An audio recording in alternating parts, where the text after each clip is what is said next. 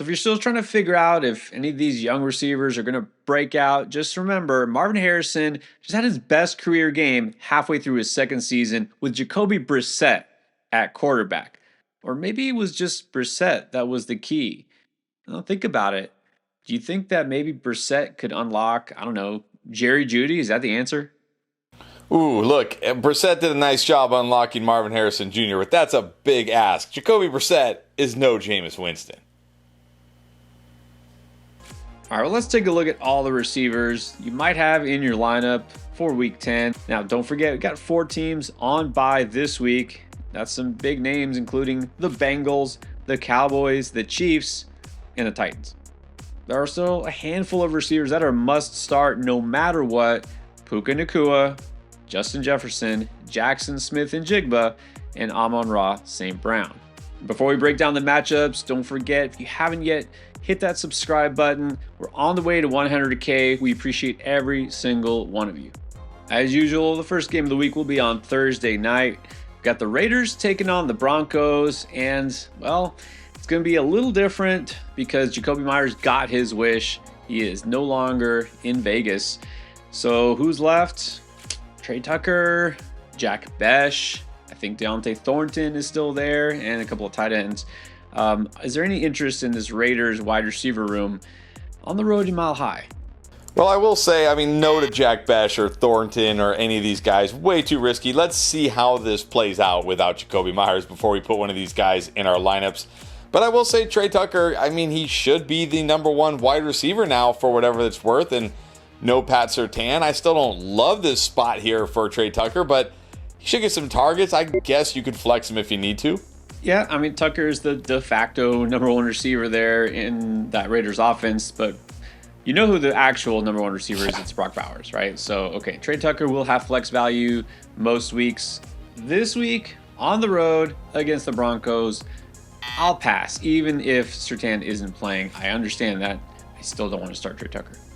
Now, predictably, the Broncos kind of struggled in the passing game because they were facing the Texans last week, and now they get the Raiders. Far easier matchup, but how much better do you feel about the Broncos receivers?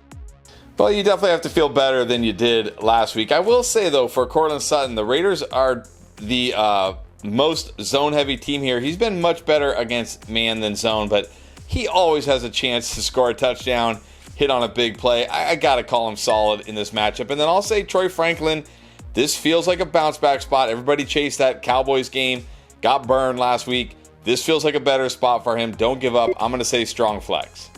Yeah, clearly agree on Sutton. This isn't a great matchup for him, but again, he's always going to have that touchdown upside. I think low and solid is fair. And look, I was kind of shocked to find out Troy Franklin now on the season has more total targets than Courtland Sutton. Like, he wasn't a one-week wonder. He's not going away. Marvin Mims just missed a game. I think Franklin might be in store for just as good a game. I'm actually going to throw him in the solid tier as well. And Sunday morning, we do have a game overseas. It's going to be the Falcons taking on the Colts. And look, after last week, you're like, how do I not start Drake London? I want to start Drake London. And you probably should start Drake London. But things have changed a little bit in the trade deadline. Now Sauce Gardner is over there in Indy. That means he's going to be matched up with Drake London. Does that scare you at least a little bit off of London? Well, I think it's got to scare you a little bit, but it's not going to scare me off London. But I think I am going to drop him from what would have been a strong start here against the Colts to just a very high-end solid start, because you do got to be a little worried about Sauce here and, this Colts team being a very good team. But I'm still starting Drake London. I'm still firing up Drake London. Look, the only question I want to know is not even who's on the other side defensively. Is Penix in? If he's in the lineup, then I want London in my lineup as well. Look, Gardner's going to take a little bit of time to acclimate there. He's a good corner, but Drake London is just a beast. They had a really good corner in New England named Christian Gonzalez who did absolutely nothing to stop Drake London. He did a little bit, I guess, but still, I'm not worried. If I have London, I'm starting him. And now with the Colts receivers, kind of have a problem. Maybe we have too many good options here. Michael Pittman continues to get better as the season goes on, but so is Alec Pierce. Pierce is a guy that lately, shockingly has no touchdowns on the season, and yet somehow he's managed to record double-digit PPR points in 4 of the last 6 games. And then Josh Downs is a factor as well. So what do you do? Well, I think if you got Michael Pittman, you're starting Michael Pittman. He's solid. I don't necessarily love this spot. I mean, we said last week he was going to have a big game. He did. I don't love it as much this week, but come on.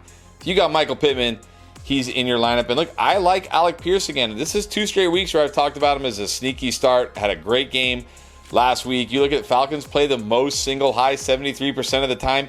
He actually leads the team in targets per route run and yards per route run, and is second in fantasy points per route run versus single high. This is another very good spot for Alec Pierce. I'm going to say a strong flex. Josh Downs somehow keeps scoring touchdowns, but what else is he really doing here? I'm just going to say he's a risky flex. Yeah, so Downs, again, he's a floor play. Sometimes he'll score, but you cannot count on that. So I'll just say a flex, with a floor. Like as far as Pittman, again, solid. You can always feel pretty good. This shouldn't be a smash spot like last week. So maybe in your shallower leagues, you might have a better option, but probably not. And look, I'm finally coming around on Alec Pierce because the targets have been there. It's not just 1 or 2 deep shots. And this matchup, like you mentioned, I mean, this is a defense that wants to kind of crowd the middle. They'll be maybe vulnerable to those deep shots, which is what Pierce excels at. Maybe he doesn't get his first touchdown this week. Maybe he does, but I want to take a chance. I'm going to throw him in the solid tier. Now, before we get to the rest of the Sunday slate, let me remind you that this is a great time to sign up for Underdog and get your picks in if you haven't yet. Because if you sign up as a new customer and you use code ENDGAME, you get a free pick. All right, it's a gimme. And then you also get an extra $100 in bonus funds when you play $5 towards any pick. That's on top of the $1,000 worth of bonus cash that you could potentially get when you make your first deposit. The free picks, the bonus funds, all of that comes if you sign up for Underdog as a new customer. Just make sure you use code ENDGAME when you check out. So the Saints are taking on the Panthers this week. And, originally we were going to break down the target share, and in Tyler Shoug's first start, he really favored Rashid Shaheed. And now we see why. It was a showcase, right? It's like, look how good he is. Now trade him. And that's exactly what happened. Shaheed is no longer a Saint. So is this just all Chris Olave now? And you got to assume so, or at least mostly Chris Olave. You got to feel very good about Chris Olave now, not to mention the Panthers play the 4th most zone. He's been very, very good against zone this year. I think he's got to be a solid start this week. And Brandon Cooks, Devon Valet, whoever you might think is a number 2 wide receiver, I don't care. Let me see how the usage breaks out behind Chris Olave. Yeah, Olave already had been a target hog throughout the season. And, Tyler Shough was a little bit different. It was just one game. Olave's still the lead receiver here. Now he's definitely the lead receiver. Let's not go crazy, though. It's still the Saints offense, and Shough is not a great quarterback. So Olave just remains solid, and nobody else has relevance yet. And then for the Panthers, realistically at this point, even against the Saints, probably the only fantasy relevant guy you might want in your lineup is rookie Tetairoa McMillan. But how strongly can you feel about it?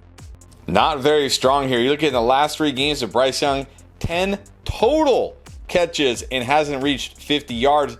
And a big part of that is because they are so good running the football right now. They don't need to throw the ball. Are they going to need to throw this ball this week against the Saints? I have my doubts. Only a flex this week. Yeah, you look, Rico Dowdle versus Saints run defense. I feel like Rico wins that matchup.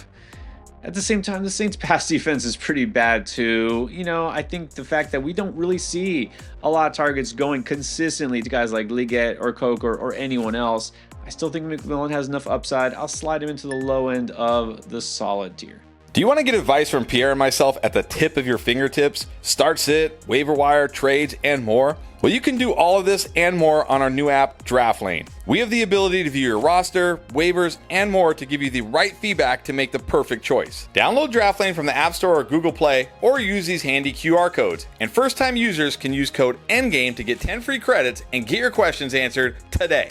Now we got the Giants taking on the Bears. That Giants wide receiver core is mostly Wan'Dale Robinson and Darius Slayton. Is this a pretty good spot for either or both of them? This is another good spot for Wan'Dale Robinson. I know he didn't have a big game last week, but he gives you a floor in your PPR leagues. If you're in a non-PPR, no, scratch all this. But look, the Bears with Kyler Gordon out, their slot corner Nick McLeod ranks 100th out of 103 graded corners according to Pro Football Focus. They're allowing the 2nd most points to slot wide receivers, only behind the 49ers. Again, in PPR leagues, He gives you a very high floor. I'm going to say solid. And then Darius Slayton, I'm going to say a strong flex this week. Yes, Tyreek Stevenson is back. He is a good outside corner, but he's going to get chances against the other not so good Bears corners. He's got big play potential, a strong flex. Yeah, I mean, I agree with all that. And the one thing I just want to add is, this Giants offense, whether they want to or not, that run game is not looking super efficient with Cam Scatterboo gone. They're going to have to lean a little bit more on the arm of Jackson Dart here. And if the Bears offense looks as good as it did last week, which is kind of a big if, remember they're not playing the Bengals, but still, they're putting up points. So the Giants, I feel, will have to pass enough to make these receivers both solid and flex options. All right, now the big question for the Bears side is, what Rome Odunze are we getting this week? Lately, it feels like it's all or nothing, right? No in between. It was nothing last week. What does he do this week? And then you're buying into DJ Moore's best game of the season. I'm going to start with DJ Moore. I'm not buying into this. Everybody's going to chase what he did last week, but this is a much tougher spot. Giants played the most man of any defense. He's been worst on the team against man. Also single high. They play single high 6 most. He's been really bad against those coverage shells. But you could still flex DJ Moore. He's, better than most options. And for that reason, I actually really like Rome Odunze this week. I debated saying strong, but I'm just going to say very solid this week. I know he killed you last week, but again, Giants most man, 6 most single high. He leads the team in targets per out run, yards per out run, and fantasy points per out run versus man. He also leads in yards per out run and fantasy points per out run against single high, second in targets per out run. This is a good schematic matchup for Rome Odunze. I'm putting him back in my lineup. I think he bounces back. Look, last week was super annoying because it should have been a pretty good game for Odunze against a horrible defense, but they clearly had some, specifically designed plays in mind for guys like DJ Moore. They were able to run the ball pretty easily. So look, it was last week. This is why we always say you can't make your decisions based on last week. Look ahead. This is a different week. Odunze should still be solid. And DJ Moore, also not buying too much into that. He's a flex. Now we got to talk Jags at Texans. Talk about 2 wide receiver rooms that have seen massive fluctuation over the past few weeks. And from the rest of the season, the Jags wide receiver room will definitely look different because they got a guy now. It's Jacoby Myers, and he's filling the spot of Travis Hunter. He's on IR. Brian Thomas Jr., who knows if he'll even play this week. And honestly, I'm at the point where I almost just don't care. And then finally, Parker Washington was looking like a great waiver wire pickup until they traded for a guy who basically does the same thing he does. So let's figure this out for this week against, by the way, one of the toughest pass defenses in the league. Yeah, on the road against the Texans, not a good spot for these guys. BTJ, I almost want to say sit. Maybe I should say sit, but I will say you can flex if that assumes he's even healthy and good to go, of course. Jacoby Myers, look, if BTJ is out, he's probably going to have to be the guy, but how much is he really going to be involved? And this is a terrible matchup, so I'm just going to say risky flex for Jacoby Myers. Parker Washington, I don't know. Can we really do it now? If BTJ and Jacoby plays, you probably can't start Parker Washington anymore, right? Well, I'd rather start Parker Washington than BTJ. I'll just say this, even if Thomas does play, which would surprise me. I think this Myers trade was not just about Hunter. I've got to think Thomas' injury factors in as well. But look, honestly, it doesn't matter. Even in a great spot without Hunter last week, did very little. I'm okay just sitting him completely this week, regardless of status. Jacoby is, I think, a flex for now. Let's see how he integrates into this offense, but it's just such a tough matchup. The reason I'll say Parker Washington is still a flex option is because he's still going to get a lot of targets. Look, maybe he's not the number 1 guy there now, which is good for Jacksonville, but he's the number 2. Who else do they have to throw it to? So the trade was made out of desperation, but Washington will still have a role. It's a floor in a full PPR league, but that's something. Now for the Texans, well, question is CJ Stroud going to be playing, or is it going to be Davis Mills? And then the other question now, interestingly enough, is which one is better for Nico Collins? Because as soon as Davis Mills came in the game, all of a sudden we saw Nico kind of get a bump. But that said, what do you expect against the Jags this week? Yeah, at least Mills came in and just was like, where is Nico? That was at least nice to see here. But you can't really feel better with Davis Mills, right? I don't feel better with him. But still, I mean, you can't really bench Nico either, right? He's at home against this Jaguars defense. I mean, look, we have not seen Nico have those huge games we're used to seeing, but he's still been pretty solid most weeks. I think he's solid this week. And then Christian Kirk, nah, not doing it. Yeah, I mean, all Christian Kirk did was just kind of squash the value of Jalen Noel. He just wasn't even on the field anymore. Kirk caught a couple passes, but what's the upside? And exactly, Nico, I mean, look, we really want and expected him to be elite. As of right now, he's just solid. Our Ravens versus the Vikings this weekend. And look, Justin Jefferson, doesn't matter who the quarterback is, just play him. And then as far as Zay Flowers, he was definitely glad to have Lamar Jackson back. Didn't completely go off last week, but I mean, he continues to be solid. I'm going to assume he'll continue that again this week. Yeah, there's nothing about this matchup that jumps out to me like good or bad here. It's an okay matchup. He's got Lamar, but he's always got the upside. I hate benching, so if I can, I want to start him. I'm going to say he's solid. This doesn't feel particularly strong one way or the other. You know, not a smash spot, not a terrible spot. Zay Flowers, totally fine to set and forget. I don't think there's any other Ravens wide receiver that really you can feel that way about. Now, what about Jordan Addison? You know, interested to see what J.J. McCarthy looked like. Mostly good. Not like Addison went off or anything, but maybe the Vikings actually have to throw the ball more this week. Yeah, they might have to throw the ball more. He did almost have a touchdown in that game, and he was clearly the number 2 wide receiver here still. But this is not a great schematic matchup for him. Ravens play the 4th most man and single high. He's much better against zone and 2 high coverages.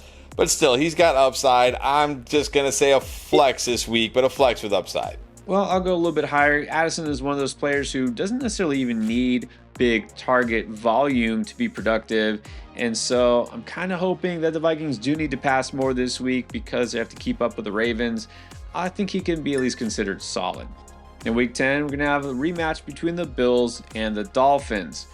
All right, let's start with that Bills receiving core. Khalil Shakir. I mean, he's pretty much it at this point for fantasy, right? Yeah, we can give up on Keon Coleman by now, right? Everybody, please. Shakir, I don't love him this week. Dolphins allow the 7th fewest points to slot wide receivers. They play the 4th most single or double high, 2 high coverages here. He's much better against single high, but he still always kind of lives in that solid range. I'm just going to say this week, lower end solid. Yeah, he will pretty much live in that solid range most weeks, clearly leading the Bills in receiving. He was fine last time they played the Dolphins, right? 4 for 45. He did score a touchdown. He's always got touchdown upside. So, I mean, you know, he's kind of like the Monty of wide receivers. You don't ever feel like he's going to carry you to victory, but you never feel bad starting him. You never know what to feel about the Dolphins offense from week to week. I know I don't feel great about them facing this Bills defense that just pretty much shut down Pat Mahomes. So that said, what about Jalen Waddle and Malik Washington? Yeah, not a good spot for Jalen Waddle here. Bills play the 6th most 2 high. His numbers plummet versus 2 high. Much better against single high, but he's clearly the number 1 guy here. They may need to throw it a lot. I think he at least gives you a floor. So I'm going to say, like, again, lower end solid. Malik Washington, very, very risky flex. Borderline sit. I'll go sit for Malik Washington. And come on, again, the Dolphins always lose to Buffalo pretty significantly, and I don't even buy into the garbage time thing because they don't do that against Buffalo either. Malik Washington had a crucial mistake last week. I don't think they'll punish him for it, but again, he's showing he's not exactly reliable. Jalen Waddle, just because of target volume, can't put him lower than solid. Now we have 2 teams coming off of their bye week. The Browns and the Jets. Both these teams have some changes in their wide receiver room. For the Browns, it's just that maybe Cedric Tillman is coming back from injury. But Dylan Gabriel is still the quarterback there.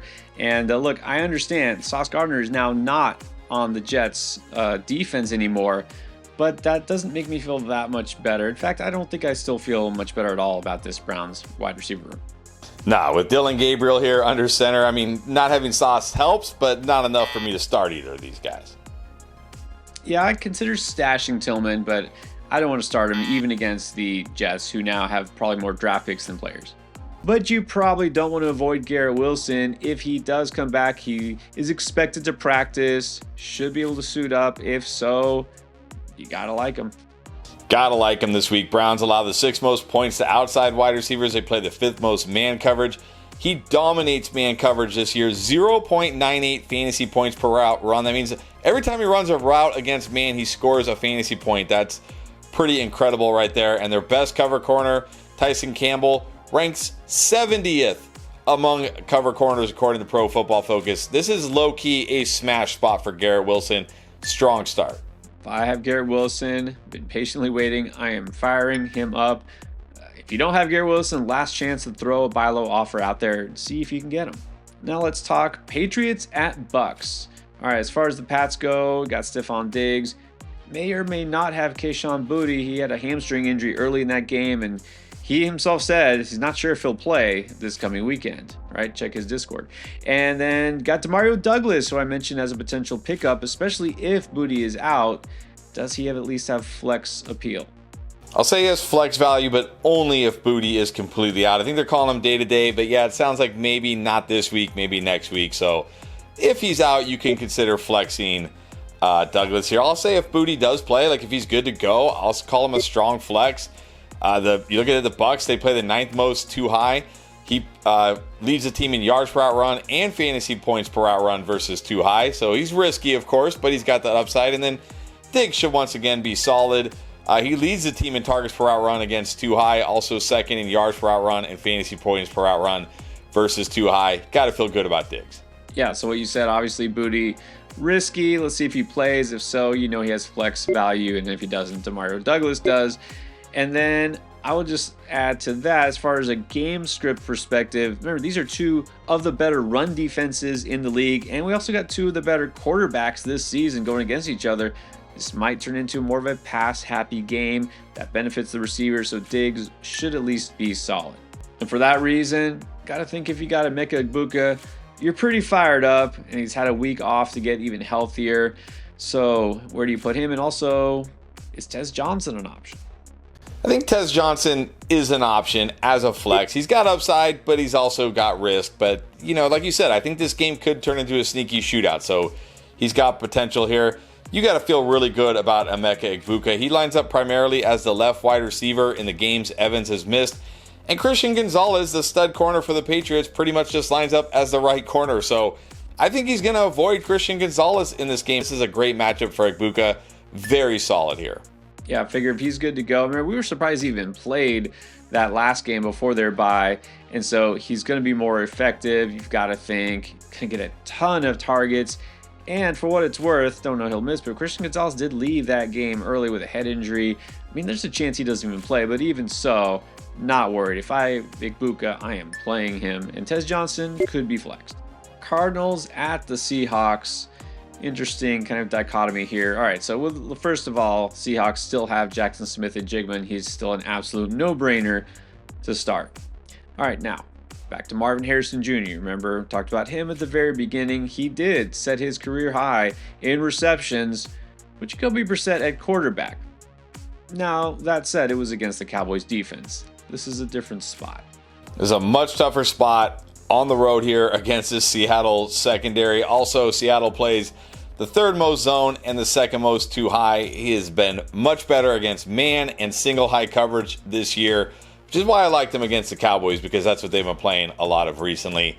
But still, he's Marvin Harrison. He's got upside. I don't think you can bench him, but I'm going to say this week, just low-end solid. Look, the fact that he's the only Cardinals receiver still worth even breaking down here, it tells you he has a high floor because the target share is there. I almost think that it matters if Jacoby Brissett's still a quarterback. That's better for him, obviously. I think that's going to continue, but even regardless, Harrison is solid. And on the Seattle side, I mean, everyone's getting ready to get all excited about Torrey Horton, and I was like, oh, you know, come on. This was just a rout, right? Everybody scored for Seattle, and Cooper Kupp was out. And now you can really pump the brakes because he has been sort of displaced by new acquisition, Rashid Shaheed. What do you think about this deal, Shaheed going to the Seahawks, and how much interest do you have in him this week? Well, this week I'm not going to go too crazy, but I like this long-term for Shaheed. I mean, you're going from the Saints and Tyler Shuck to the Seahawks and Sam Darnold. This is a massive upgrade here. This guy's going to be a big play monster, I feel like, in this offense. So but this is his first game there. I don't want to go too crazy. I'm just going to say a strong flex, and then, yeah, I think we can ignore Torrey Horton coming off that 2-touchdown game now. Yeah, I would have said Horton is a flex option, but now I think you've got to put Shaheed there. I know they're not the same type of player, right? Different roles and positions and all that, but they got Shaheed for a reason. He's going to be the guy in the slot that Darnold can look to if Jason happens to not be open. So Shaheed right now is a flex. Remember, the Cardinals defense looked pretty good against the Cowboys, in that offense. So just a flex. And Horton, I mean, maybe a desperation flex. Rams taking on the 49ers this week. Nothing risky about Puka Nacua. Glad he's back. You're starting him. And Devontae Adams is pretty close. Like, this may not be nearly as good a matchup as last week, but I mean, it's like, why would you ever bench him when he's consistently scoring touchdowns and targeted in the end zone? That's the thing. It almost doesn't even matter the matchup because he gets targets in the end zone, not like red zone targets, like where if he catches the ball, it's a touchdown. This is a tough matchup, though. The 49ers are allowing the fewest amount of points to outside wide receivers, but it doesn't matter. You're starting Devontae Adams. Very solid start. Yeah, again, I almost don't care the matchup. Forgot Devontae Adams. I don't worry. He's not necessarily going to be your number one receiver, but he's probably one of the best number two receivers in the game. Now, for the 49ers, not quite so simple. Let's play pretend. What if Ricky Pearsall actually plays in an NFL game again? What would you feel about him? And then there's also Juwan Jennings, who I guess is slowly coming on. Yeah, Jennings is slowly coming on, but I'll say this. If Pearsall somehow, this is the week where he comes back and he's healthy and he's good to go, I like him a little bit more than Jennings this week.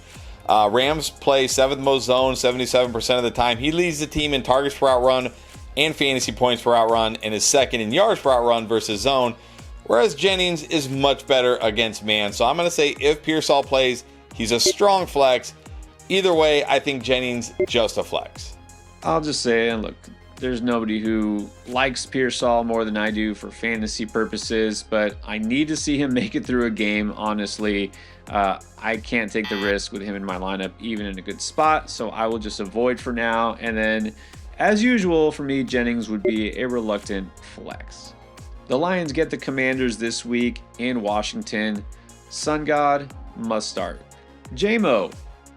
Maybe we could start him now. He finally did something. He did, but we've seen this a couple times this year, and then he disappears again. I mean, he sort of got more involved, but not significantly more involved, but kind of more involved. But look, this is the Commanders. Like I just said, they gave up a touchdown, it seemed like, on every play to like everybody. Like the Seahawks were like, hey, who hasn't scored yet this year? All right, let's get him a touchdown. Oh, you haven't scored? All right, you get. Like, it was crazy here. So I think you got to take a chance on him this week. Strong flex. Again, as a flex, sure, definitely has some upside. I mean, you kind of figured after the comments, they're saying they're going to try to get him involved. They did, but it wasn't like he was targeted heavily here. And you also got to wonder how much would the Lions really need to pass in this game. Although I guess that didn't stop the Seahawks last week. Anyways, J-Mo is a high upside flex once again. Now, as far as Washington, JD is out for a while. So, Terry McLaurin also out. So, Deebo Samuel with Marcus Mariota against the Lions. What do you think? Yeah, I don't feel great, but I will say the Lions do allow the 11th most points to slot wide receivers. And look, Luke McCaffrey on that opening kickoff broke his clavicle. He's out, so Deebo's pretty much all they have left. It's like Deebo and Zach Ertz, and that is it. But it is Marcus Mariota. You can't feel great. And Deebo has not looked good, right? Got off to that nice start to the season. Definitely been slowing down, but that said, he's all they've got. They're probably going to need to throw it. I'm going to say strong flex here. Yeah, you're right. I forgot McCaffrey out, Terry. They can't run the ball. I mean, look, I'll just say if this isn't a pretty good game from Deebo, I might just be out rest of the season. But he's got to get the target volume here. Against the Lions, they are probably going to have to throw the ball a ton just to keep up. So I'm going to say Deebo should be solid this week. Steelers going to face the Chargers this week. All right, so I just wonder, is DK Metcalf now officially dead to you in fantasy after flopping last week? I mean, he was dead to me pretty much all year, and then I kind of got sucked in like, all right, it's a good matchup. He's all they got. And apparently he's not all they got because he was even on the field. Did he even play this week? I'm honestly not even sure. And now he has to go on the road against the Chargers. But the Chargers do play the fifth most zone, and he's been better against zone than man, which still seems weird to me. Like, he feels like a guy who should dominate man and maybe not be so good against zone, but whatever. But still, how good can I feel? He's got 55 or less yards in over half his games this year, and the Chargers are sixth toughest versus wide receivers. I'm going to say a strong flex, and even that might be generous. DK Metcalf should still be solid. He still gets the majority of the targets. I feel like the Steelers are going to have to pass more this week, so I'll say mostly for the floor, he should be solid. And then as far as the Chargers receivers go, now you got to wonder, is it shifting once again? Quentin Johnson finally caught a pass and scored a touchdown, and is Keenan Allen now trending down? I think this is just going to be the way it is all season. It's going to be pretty frustrating here. We're going to have random stretches where guys disappear and then boom, there they are again, because it's just, they've got a lot of weapons. You got Gadsden in the mix now too. So, but I'll say this week, Ladd McConkey is the guy I want the most. I feel very good about Ladd McConkey. Steelers allow the second most fantasy points to wide receivers. They play the sixth most man. He is much better against man than zone, which is why I didn't love him last week. I think he's very solid this week.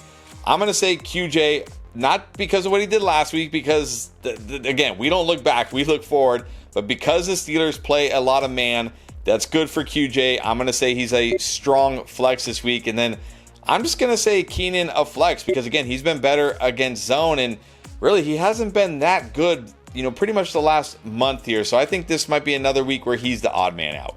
Yeah, I mean, it seemed like everything was going to be in Keenan Allen's favor this past week. Schematically, it didn't pan out that way. And so, again, it's like those first three games of the season starting to look a little bit more like the outlier. He still has flex value, though, so we can't completely take him off the map. Quentin Johnson, again, those first couple of games were an outlier, but at the same time, he's always got that touchdown upside. Ladd should be the guy you still feel the best about, so let's slot him in as solid. Then Monday night, we got the Eagles at the Packers.